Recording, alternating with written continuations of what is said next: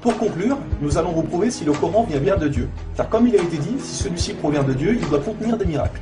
Et si vous lisez le Coran, vous verrez qu'il contient des informations qui ne pouvaient être connues à l'époque, c'est-à-dire il y a 1400 ans. Mohammed était un homme qui vivait en plein milieu du désert d'Arabie, là où la technologie n'existait pas. À cette époque, il n'y avait pas d'électricité, aucun appareil électronique, rien de tout ça.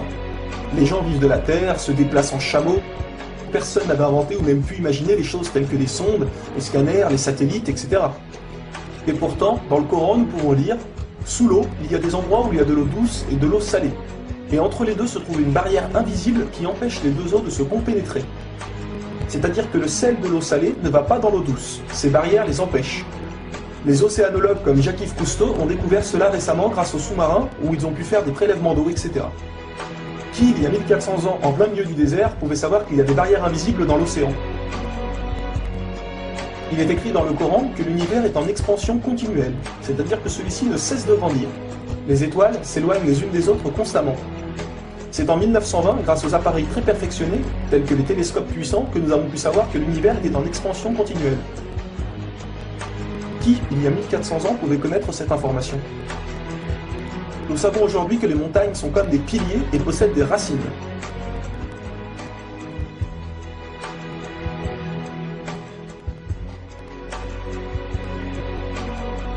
Sans les montagnes, il y aurait très fréquemment des tremblements de terre. Nous savons grâce aux récentes découvertes qu'elles servent à la stabilisation de l'écorce terrestre. Qui, une nouvelle fois, il y a 1400 ans, pouvait savoir que les montagnes étaient ancrées comme des piliers et que ceux-ci servaient à la stabilisation de l'écorce terrestre? Il est écrit dans le Coran que Dieu a créé les 7 cieux et la terre par le même nombre, c'est-à-dire 7. Nous connaissons aujourd'hui, grâce aux sondes qui vont sous terre, que la planète possède 7 couches terrestres. Le noyau interne solide, le noyau externe liquide, la couche D, le manteau inférieur, puis le manteau intermédiaire, le manteau supérieur et la lithosphère. Qui, il y a 1400 ans en plein milieu du désert, pouvait savoir que la Terre possédait 7 couches? Il était impossible de connaître cela sans la technologie récente. Il est aussi mentionné que les plantes ont des sexes, mâles et femelles. La découverte de la sexualité des plantes fut réalisée par Rudolf Jacob Comé-Marius entre 1660 et 1720. Le Coran explique étape par étape l'embryologie, c'est-à-dire comment un enfant se développe dans le ventre de sa mère.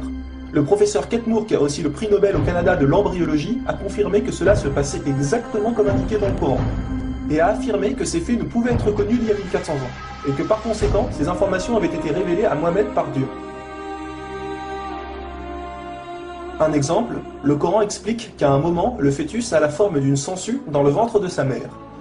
Et si on regarde des images des scanners, nous nous rendons compte que l'embryon a exactement la forme d'une sangsue et qu'il s'accroche à une paroi du corps comme le fait une sangsue. Le mot le plus adapté pour décrire cela est sangsue. Vous voyez comment les versets coraniques s'accordent parfaitement avec la science d'aujourd'hui? Pour savoir cela, il a fallu attendre l'arrivée de scanners, de caméras, etc. Qui, il y a 1400 ans, pouvait décrire en détail les étapes de l'embryologie?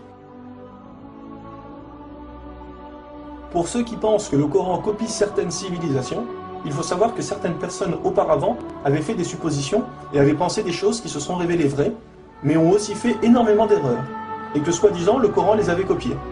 Donc par exemple, si vous prenez un mauvais élève qui copie sur un bon élève, si le bon élève a 18 sur 20, est-ce que le mauvais élève va avoir 20 sur 20? Non, bien sûr que non, car le mauvais élève aura copié les bonnes comme les mauvaises réponses, donc il aura aussi 18 sur 20. Alors si soi-disant le Coran copie les civilisations, ou peu importe, comment se fait-il que le Coran extrait le vrai du faux? De plus que ces quelques civilisations ne faisaient que des suppositions. Or Mohammed affirme être sûr de tout ce qu'il dit. Le Coran contient plus de 500 versets dus à la science, sans aucune erreur ou contradiction. Et la technologie d'aujourd'hui ne vient pas contredire, mais confirmer tous les versets un par un du Coran.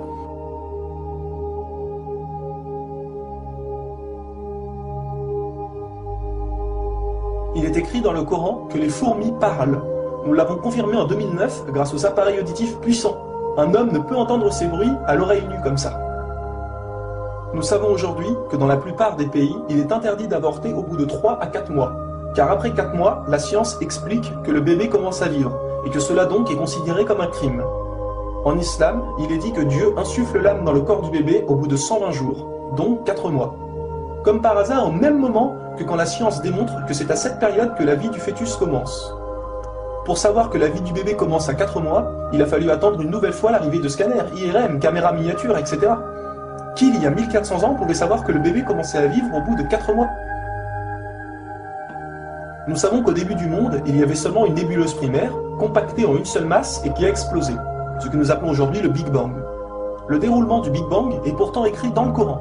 Le Big Bang a été découvert au XXe siècle, alors que le Coran a été écrit au 7e siècle. Le Coran affirme que ce sont les abeilles femelles qui ramassent le pollen des fleurs. Pourquoi le Coran ne parle que des femelles et non des mâles? Eh bien, la science a découvert récemment qu'effectivement les femelles possédaient des organes que les mâles n'ont pas, et ceux-ci ne peuvent pas collecter le pollen des plantes. Encore et toujours, qui pouvait savoir il y a 1400 ans que les mâles n'ont pas les organes nécessaires pour le prélèvement du pollen? Il y a longtemps, les gens pensaient que la Terre était plate. Ce n'est qu'en 1577 que Francis Drake fait le tour de la planète et prouve que celle-ci est ronde. Le Coran, environ 1000 ans plus tôt, affirme que la Terre est ronde, mais ne s'arrête pas à ça. Pour donner un exemple, il est dit que la Terre ressemble à un œuf, mais pas n'importe quel œuf, celui d'une autruche. Et si vous regardez un œuf d'autruche, vous verrez qu'il n'est pas tout à fait rond, mais qu'il est aplati en haut et en bas. Celui-ci est de forme géosphérique. Et nous savons aujourd'hui que la Terre non plus n'est pas tout à fait ronde, mais qu'elle est aplatie au niveau des pôles. Et donc qu'elle est également de forme géosphérique. Qui, il y a 1400 ans, pouvait savoir que la planète Terre était géosphérique? Il a fallu attendre les satellites pour sortir de la Terre pour se rendre compte de cela. Soyons honnêtes, qui, il y a plus d'un millénaire, pouvait faire toutes ces affirmations sans aucune technologie? Rendez-vous compte, à cette époque-là?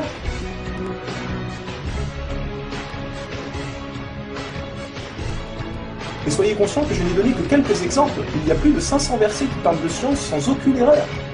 Le Coran parle d'astronomie, de biologie, de physique, de géologie, etc. Ça ne s'arrête pas là. Le Coran ne comprend pas seulement des miracles scientifiques, mais des miracles linguistiques ou numériques. Par exemple, le mot terre apparaît 13 fois dans le Coran, et le mot mer apparaît 32 fois. Additionnez 13 plus 32, cela vous donne 45. Si l'on met cela en pourcentage, 32 fois le mot mer sur 45 donne 71%. Et c'est exactement le pourcentage que la mer recouvre sur la surface de la Terre.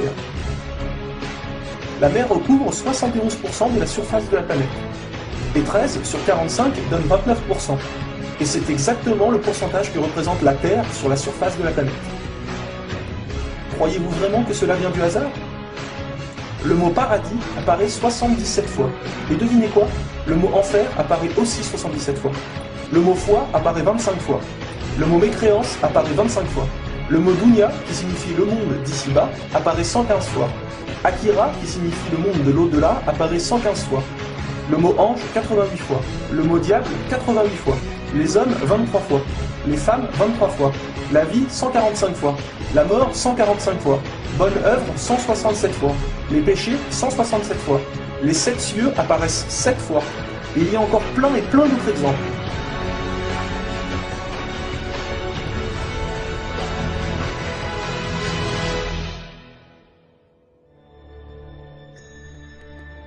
Le Coran est d'une beauté incomparable. Dans la langue originale, c'est-à-dire en arabe, environ la moitié du Coran rime. Le Coran contient des palindromes. Un palindrome est un mot qui veut dire la même chose si on le dit à l'envers. Par exemple, Bob, à l'envers, vous aurez toujours Bob. Ou kayak, à l'envers, vous aurez toujours kayak. Un mot comme ça peut se trouver, mais une phrase entière, cela est quasiment impossible. Ou alors votre phrase ne voudra rien dire. Mais non, le Coran possède des phrases entières en palindrome, et ces versets ont un sens très profond. Le Coran ne possède aucune contradiction ou erreur. Je vais donner un dernier exemple avant de conclure. Vous allez vous rendre compte de l'extraordinaire précision du choix des mots. Dans un verset, Dieu dit qu'il n'a pas doté l'homme de 2 cœurs. Pourtant, un peu plus loin, Dieu parle aussi des femmes. Alors pourquoi il ne dit pas « je n'ai pas doté l'être humain de 2 cœurs » Pourquoi ne parle-t-il que des hommes, puisque les femmes sont mentionnées après? Quand nous lisons tout le passage, nous nous rendons compte que Dieu ne parle pas au sens littéral, mais au sens figuré. Il explique que l'homme ne peut pas être croyant ou non-croyant, c'est l'un ou l'autre, les deux ne peuvent pas coexister. Ou on a la foi, ou on l'a pas. Mais si nous prenons ce verset au sens littéral, est-ce vrai? Oui, bien sûr, l'homme ne possède qu'un seul cœur. Mais pour les femmes, elles peuvent être enceintes, n'est-ce pas? Et quand elles sont enceintes, combien de cœurs possèdent-elles? Vous vous rendez compte de ça? Si Dieu avait mis l'être humain au lieu du mot homme, un petit malin aurait pu dire « Hé, il y a une contradiction. Si on prend cette phrase au sens littéral, la femme peut avoir 2 cœurs quand elle est enceinte. » Mais non, même au sens littéral, cette critique est impossible. Que ce soit au sens littéral ou figuré, le Coran est inattaquable. Rendez-vous compte de la précision des mots. Il y a encore plein d'autres choses, mais cela prendrait énormément de temps de tout mentionner. Si cela vous intéresse, il existe de nombreuses conférences réalisées par des savants qui ont été filmées et qu'on peut trouver sur internet, telles que la parole divine de Nouman Ali Khan. Vous avez bien la preuve que le Coran ne peut que venir de Dieu et non d'un être humain. Comment se fait-il que la technologie d'aujourd'hui, la plus développée qui soit, ne puisse créer un seul animal ou plante? Ce que Dieu a créé, nous sommes incapables de le réaliser. Tout ce que nous construisons ne sont rien en réalité face à la nature. Dieu dit dans le Coran, pour ceux qui recherchent des preuves, regardez autour de vous, regardez la nature, l'être humain, l'eau, le soleil. Il y a là des preuves pour ceux qui réfléchissent.